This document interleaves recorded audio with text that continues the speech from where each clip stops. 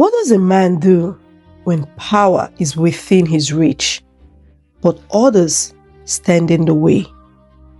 Would he wait, or would he remove them one by one? Because the moment he got the silver, everything changed. What began as ambition was about to turn into bloodshed. Come with me back into the story.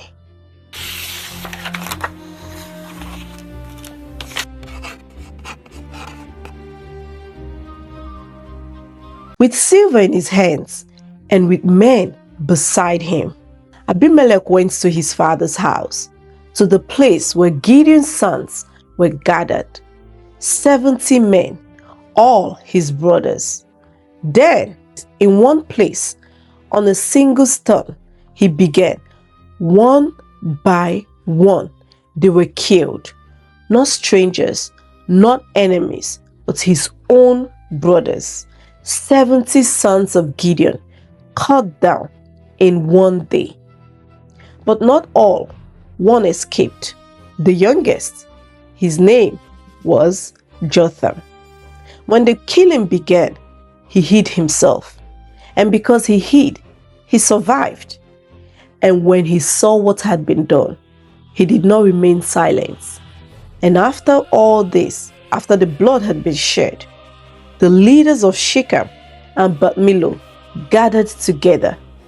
And there, by the oak, near the pillar of Shechem, they crowned him king. Abimelech, the son who killed his brothers, now ruled over them. But this was not a kingdom built on peace. It was a kingdom built on blood. All the leaders of Shechem and Abimelech gathered together, and they made Abimelech king. And when Jotham heard this, he went and stood on the top of Mount Gerizim, and he lifted his voice and cried out to them, "Listen to me, you leaders of Shechem, so that God may listen to you." Then he told a parable. The trees once went out to anoint a king over them. They said to the olive tree, "Reign over us."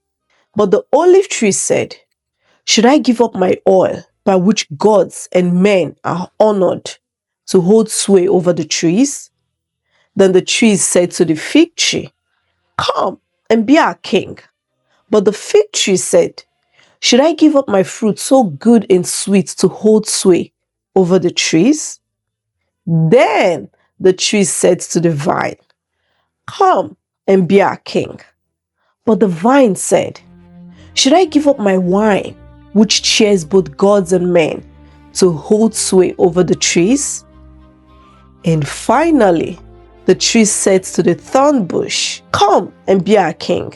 And the thorn bush said to the trees, "If you really want to anoint me king over you, come and take refuge in my shade. But if not, let fire come out from the thorn bush and consume the cedars of Lebanon." Then Jotham spoke again, "If you have acted in good faith and integrity when you made Abimelech king, then may you rejoice in him and he in you. But if not, let fire come out from Abimelech and consume the leaders of Shechem, and let fire come out from the leaders of Shechem and consume Abimelech." Then Jotham fled. He ran away to Beer, because he was afraid of his brother Abimelech. But what he spoke that day was not just a story. It was a warning, and it would not be long before that warning came to pass. This is Nneka Oko's Bible Stories, where scripture comes alive. Subscribe, and I will see you in the next episode. Remain blessed.